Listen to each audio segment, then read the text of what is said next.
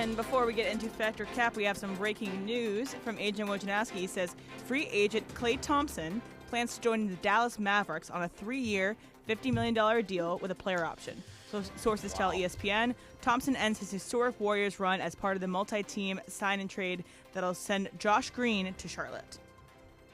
Wow. Oh, well, that was good for him. Short-lived. Yeah, no, good for him for sure. He goes to a really good team. He's got a team that was in the finals right away. Multi-year deal. Going to get a ton of shots with Luka and Kyrie on that team as well. Yeah. And you know, I guess if nothing else, Slee, the Laker component of this is like, all right, it's done. Like it's not even worth talking about anymore. He decided to go somewhere else. It was done pretty quickly, and he chose somewhere other than the Lakers. So now they got to refocus. There were 3 names that were on the board yesterday, or maybe it was 2 days ago, the moment that LeBron had said, I'm going to take less money. I'm going to opt out, but I'm going to take less money. It was James Harden, Jonas Valanciunas, and Klay Thompson. All 3 now gone.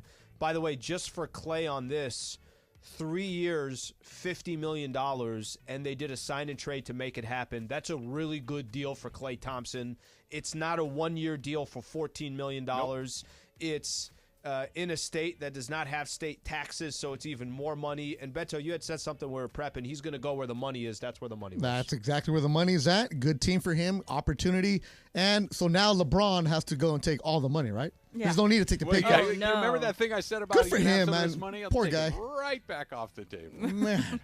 I think when the dust settles, it sounds like it's going to get done. Yeah. I'm just going to speak, and Trav, I know we were talking about this within the last half hour or so before the news went down.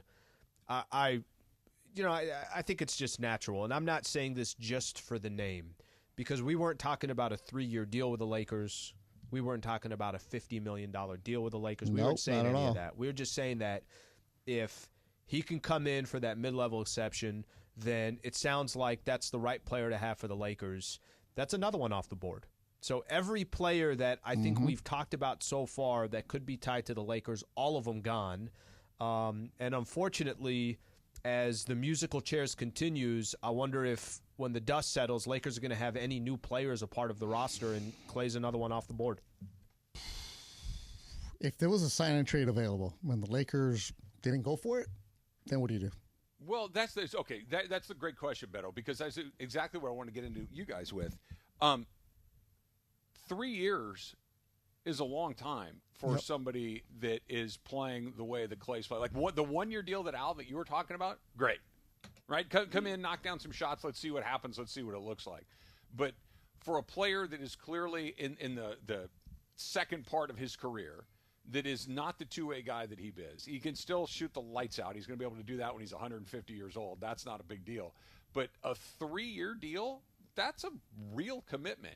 And that's not a deal. Like if the Lakers just looked at that and said, you know what, that's a little more and a little longer than we want to go, I'm all right with that. Like that seems to be one of those decisions that we're talking about. Like at some point you're going to have to make some decisions that go beyond what happens today and tomorrow, that you have to think a little bit beyond that. And maybe that's what this was, rather than Klay just saying, okay, everything being equal, money, terms, all this, I'm going to go to Dallas. I just think they got a better look at what I'm trying to get done. Well, I think also, too, don't forget, Klay was in a position last offseason to sign a 2-year, $48 million deal with the Warriors. He turned that down, thought he can get more money, kind of bet on himself. I do think the situation in Dallas, I think he'll accomplish 2 things. Number one, $16 million a year for Klay Thompson right now for the next 3 years and no state tax in Texas is a good deal for Klay Thompson. It's great for Klay. And I think on top of that, it's not like he just signed with the Pistons. No. It's not like he just signed with Charlotte. Orlando. He just signed with a team that's just made it to the NBA Finals. And I understand the West is going to be a headache, but Klay just went from a team that is hovering around potentially making the playoffs, not making the playoffs, which, by the way, last year they did not make the playoffs, to a team that, you know what, could be making some noise for the next couple of years. So I think he